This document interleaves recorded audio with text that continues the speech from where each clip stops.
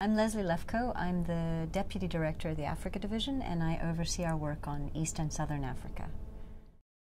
Ethiopia is one of the most difficult places to work, either as a human rights or even to some extent perhaps for some humanitarian agencies. It's one of the most difficult places to work on the African continent. And Somali region is probably one of the most difficult, has been one of the most difficult places to work within Ethiopia. There are huge challenges with doing investigation on the ground because the security apparatus of the government is extremely extensive and permeates even the lowest levels, the grassroots, the village levels. You have officials who are informing about if a stranger comes and who they're talking to, and all of that will be reported. So it's very difficult to do surreptitious investigation in rural Ethiopia. Having said that, we have managed to send people in and to do the kinds of interviews that we would do anywhere else. So we've managed, despite these great challenges, to gather a considerable amount of research on the Ogaden, but also on other human rights issues and concerns in Ethiopia.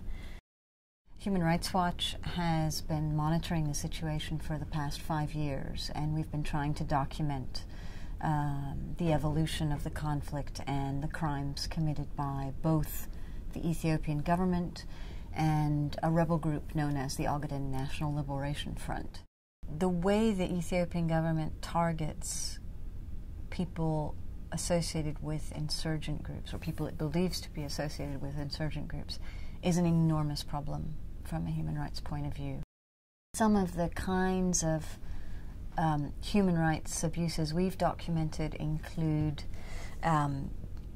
arbitrarily detaining family members, often for long periods of time.